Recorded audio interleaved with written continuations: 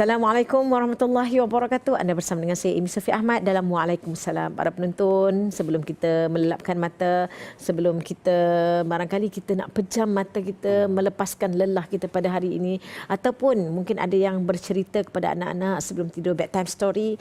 Ayuh, barangkali ini adalah antara cerita-cerita yang boleh kita perdengarkan kepada anak-anak bila kita dengar dalam Waalaikumsalam ini.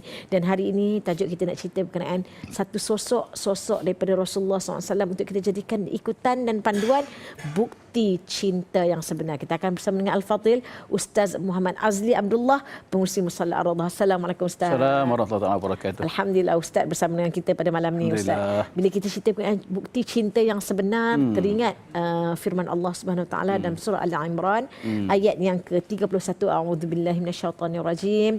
Bismillahirrahmanirrahim. Qul in kuntum tuhibbunallaha fattabi'uni yuhibbukumullah wa yaghfir lakum dhunubakum wallahu ghafurur rahim.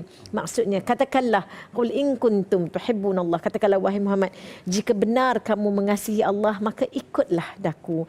Nescaya Allah akan mengasihi kamu serta mengampunkan dosa-dosa kamu. Dan ingatlah, Allah Maha Pengampun lagi Maha Mengasihani.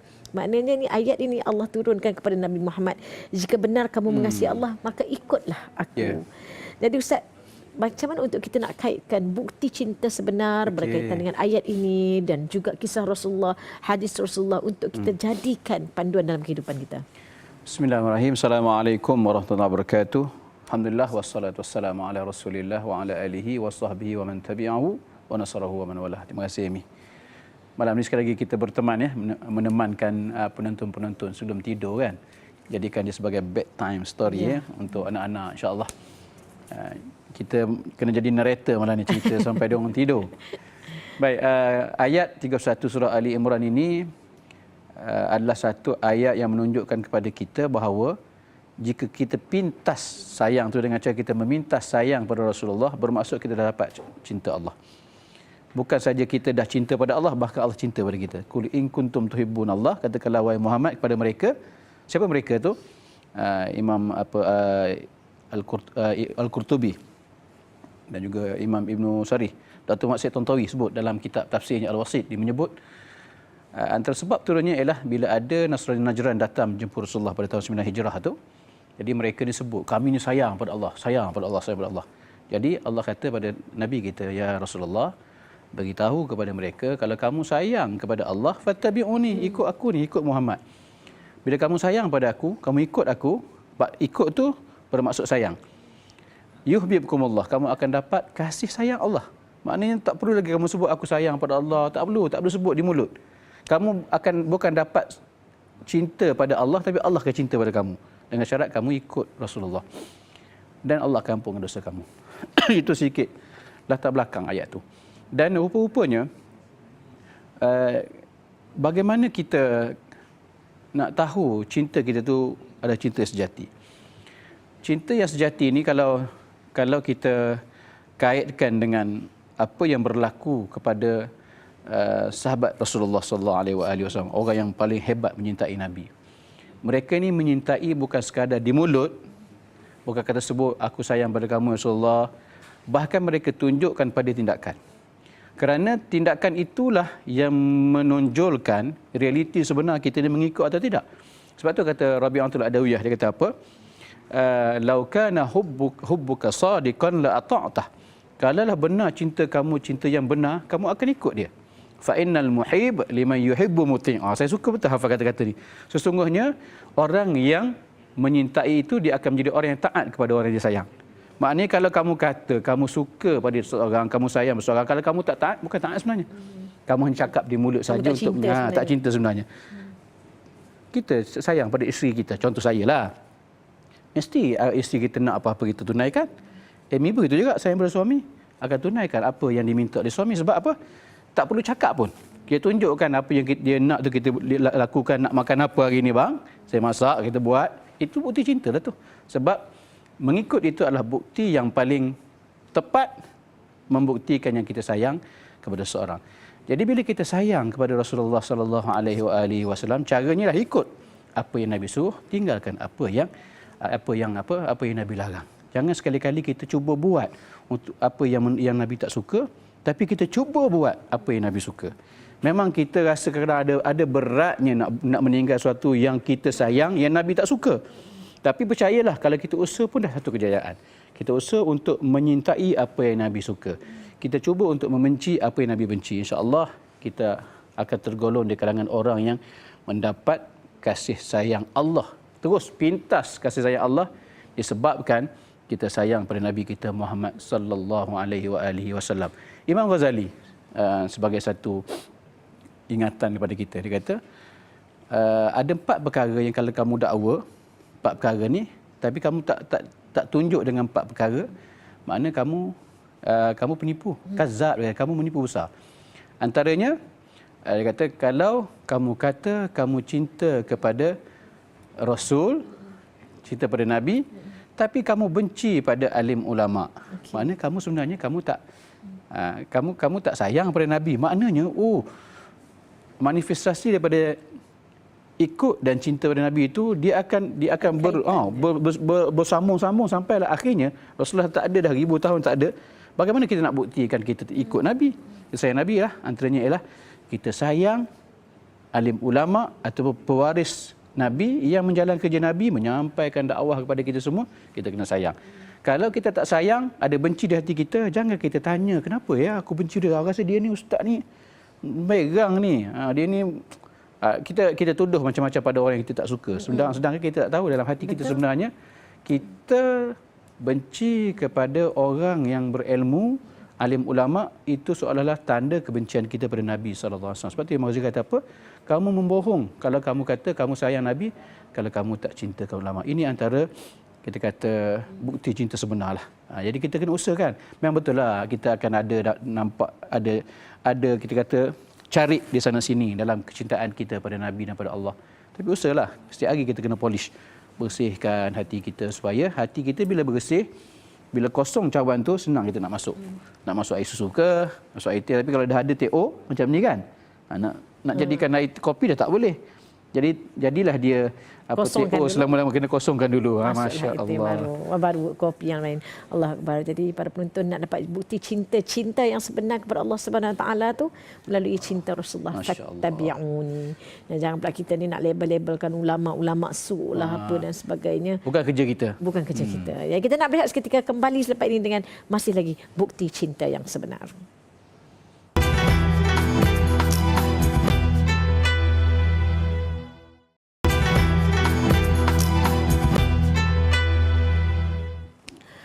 Para penonton, bila cerita berkenaan dengan cinta, cinta ini satu perasaan yang kadang-kadang sebenarnya pelik juga tu Ustaz.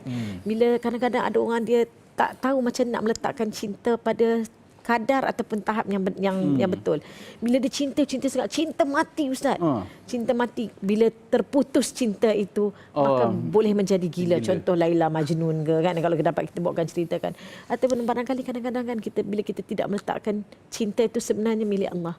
Bila Allah ambil anak kita mungkin. Bila Allah ambil mak kita mungkin. Bila Allah ambil harta kita mungkin. Kita rasa macam pengakhiran hidup kita, itulah pengakhiran. Jadi bagaimana untuk kita meletakkan cinta ini, terutama cinta dunia ini, letakkan di tangan supaya kita boleh lepaskan pada bila-bila masa. Jadi bagaimana letak di hati, bagaimana kita nak letak cinta ini yang menjadikan bukti cinta yang sebenar. Pertama sekali, cinta itu anugerah lah. Sayang kita berseorang ni anugerah Allah. Sebab itulah kata ulama ketika membahaskan tentang kisah Zulaikha, Imra'ah Al-Aziz dalam Quran sebut kan, disebut sebagai hubbuha hubbul qatil. Cintanya, sayangnya pada Yusuf tu cinta yang membunuh. Maknanya sayang tu luar biasa. Tak boleh nak buat bincang. Tak boleh nak buat bincang. Sampai kan bagaimana dia punya marah, kecewa dengan tuduhan orang. Wa qala nisbatun fil madinati imra'atul aziz turawidu fataha an nafsih tu. Orang isteri-isteri Al-Aziz, isteri-isteri menteri duk kutuk. Apalah isteri Perdana Menteri, dia boleh goda anak-anak didiknya sendiri. Jadi apa dia buat? Dia panggil, akhirnya potong jari. Nak tengok kan? Kamu boleh tengok sekejap, dah potong jari kamu, aku tengok hari-hari daripada dia kecil. Dan bayangkanlah, Imam Ghazali sebut dalam kitab Mukasyafatul Qulub, disebut betapa cintanya. Ini Imam Ghazali nukilkan, saya sebut nukilan Imam Ghazali. Dia kata, bagaimana betapa cintanya itu sangat luar biasa, sehingga kan Semua yang ada sekelilingnya dinamakan dengan nama Yusuf. Ni apa? Bukan cawan, Yusuf. Ini Yusuf. Itu dah jadi. Ini Yusuf. Tu kata hubbul qatil, cinta yang membunuh, bukan membawa tahap bunuh orang tak, tapi cinta tak bunuh jiwa dia. Bunuh jiwa dia. Jadi semua dinamakan bunga, bukan bunga, ini Yusuf. Ini bukan apa kalau orang sekarang kata sasau lah. Sasau. Jadi ada itu yang bila-bila Amy sebut sampai tahap gilanya kita ni manusia ni kepada cinta sampai jadi majnun, jadi gila. Majnun, kenapa dipanggil majnun? Sebab dia terlampau gila kat si Laila. Bila Laila tu meninggal, dia tak boleh lupakan Laila. Dia berjalan, semua dinding-dinding ni nampak Laila. Satu ketika dia berjalan, cerita sikitlah ya, malam-malam ni kan. Nanti kita kaitkan dengan apa sebenarnya kita nak dapat. Dia lalu di kawasan perkampungan Laila tak ada. Sampai di rumah Laila dia dongak ke langit. Jadi orang kata, wahai Majnun, kenapa kamu dongak ke langit? Tengoklah dinding pintu atau dinding rumah Laila, mana tahu kau nampak wajah Laila di situ. Dia kata apa? Cukuplah aku memandang bintang di atas yang menaungi rumah Laila. Aku nampak Laila kat kau. Lagi tinggi dia punya makam ni di atas. Maknanya cinta kita pada manusia ni kadang-kadang kalau kita tak kontrol menyebabkan kita sampai tahap jadi majnun. Bahkan kita akan jadi majnun kepada majnun. Apa gila majnun daripada majnun lagi. Maknanya kita lebih gila daripada majnun. Maknanya kita kena pandai mengisi cinta kita tu dan meletakkan cinta kita pada tempat yang sebenar. Siapa sepatutnya kita sayang? Nabi. Siapa patut sayang? Mak ayah kita, ahli keluarga kita, isteri, anak-anak kita. Tapi cinta kepada manusia sebagaimana Amy sebut tadi, jangan sampai kita letakkan semua. Letak pada isteri kita, letak pada anak kita, menyebabkan bila 100% kita letak, bila perginya mereka, jiwa kita dah tak ada. Jadi yang pentingnya, letakkan kecintaan kita kepada Nabi dan Allah Subhanahu Wa Taala 100%. Percayalah cinta ini pasti berbalas. Pastinya berbalas. Tidak sebagaimana cinta Majnun tadi. Akhirnya membawa kepada kematian, menyebabkan dia jadi sasau, jadi gila. Cinta kepada Allah dan cinta pada Rasul ini cinta yang memberi bahagia pada kita. Kalaupun kita tak rasa nikmat tu sebagaimana orang lain rasa di dunia, percayalah dengan sebab kita berusaha untuk menyintai Nabi, mencintai Allah, maka kita akan dapat satu kurniaan yang luar biasa di akhirat esok insya-Allah. Macam mana kita nak buktikan cinta kita bila Allah memberi kita sesuatu ujian? Barangkali apabila Allah memberikan kita nikmat, kita senang untuk mudah untuk kita zahirkan kecintaan kita pada Allah, syukur kita. Tetapi bagaimana untuk kita menyamakan bahawa dugaan musibah yang Allah berikan kepada kita juga adalah satu anugerah daripada Allah Subhanahu Wa Taala untuk kita juga cinta pada Allah walau apa jua yang diberikan. Macam mana Allah sebut? Kullan yusibana illa ma kataballahu lana huwa maulana. Tidak akan ditimpa satu musibah kepada kita kecuali Allah tulis untuk kita. Dia kan maulana, dia adalah orang yang sentiasa menjaga kita, melindungi kita. Kenapa kita takut menerima sesuatu pemberian jika sekiranya pemberian itu daripada Allah? Sedangkan pemberian daripada orang yang kita sanjung, yang berstatus raja ke menteri ke, kita boleh terima dengan hati yang terbuka, senyum lebar, dikalungkan dengan anugerah kita suka. Kenapa bila saat Allah memberi kepada kita, kita menolak yang kita rasa tak suka, sedangkan pemberian itu dengan penuh kasih sayang Allah beri pada kita. Imam Shibli, saya tiba teringat cerita Imam Shibli. Satu ketika dia sakit, dia ada anak murid yang ramai.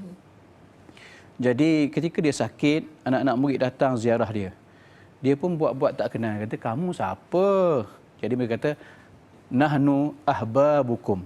Kami ni semua pencinta-pencinta kamu. Kami ni anak-anak murid kamu. Oh, dia kata, oh ya ke? Jadi dia pun peluk seorang-seorang. Dia peluk ketika dia sakit tu. Kemudian dia ambil batu. Dia ambil batu, dia baling seorang-seorang. Baling semua, pecah. Apa cermin TV tak? Baling seorang-seorang. Jadi semua lari. Jadi anak murid dia kata, Tuan Guru, kenapa baling kami dengan batu? Lepas tu dia kata, kenapa kamu lari daripada aku? Yalah sebab Tuan Guru baling dengan batu. Tadi kamu kata kamu adalah pencinta aku, kamu adalah followers aku. Kalau kamu cinta pada aku, sepatutnya kamu boleh sabar dengan ujian yang aku beri. Kalau kamu sayang, kamu batu tak ada apa-apa pun sebab kamu sayang pada aku. Ini maknanya cinta kamu pada aku temerang je. Kalau kamu sayang kepada aku, kamu akan terima cubaan daripada aku. Bermaksud, mafhumnya kalau kita sayang pada Allah, ujian yang Allah beri pada kita terima dengan redha, cuba kita olah dalam bentuk yang lebih baik, insya-Allah. Allahu Akbar. Dan itulah sebenarnya bila Ustaz cakap dengan redha tu, maksud redha tu ialah bila kita kata kita redha kepada Allah, kita redha atas ujian dan juga kesenangan tu sama. Sama sifatnya kita terima. Sama maksudnya penerimaan yang sama. Tapi itulah dia Ustaz Amin kadang-kadang takut cakap pandai, tapi bila diuji tu barangkali sebenarnya pun sabar tu tak sampai sama dengan apa yang kita tuturkan ini. Para penonton, kita akan sambung lagi bukti cinta yang sebenar. Kita berehat seketika.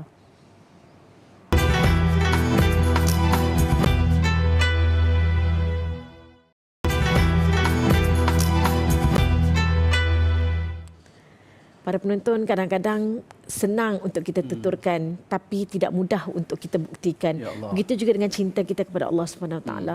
Kadang-kadang bila Allah bagi kepada kita ujian, contoh orang yang kita sayang Allah ambil. Kita bukan kita tak tahu, kita dah tahu dalam Assalamualaikum dan Waalaikumsalam dalam pengajian kita sehari-hari, kita yakin dan percaya bahawa memang kita dah tahu dah rukun iman, rukun Islam, setiap yang mati pasti, setiap hidup pasti akan mati. Tapi bila kita diuji Allah, bila Allah ambil mak saya macam tak boleh terima. 2-3 hari macam dia macam seolah-olah mempersoalkan. Jadi bagaimana untuk kita ni menzahirkan benar? Apakah benar kita cinta kepada Allah? Bagaimana untuk kita buktikan bahawa kita percaya bahawa Allah berikan ini adalah bukti cinta Allah kepada kita untuk kita beriman, pasti diuji. Jadi bagaimana Ustaz untuk kita menunjukkan bukti kita? Bukti bahawa kita terima apa yang Allah beri itu. Kita terima dengan sabar dan redha. Betul lah ya Amy. Hidup ni ajib, perkara yang ajaib. Allah lahirkan kita daripada ibu kita.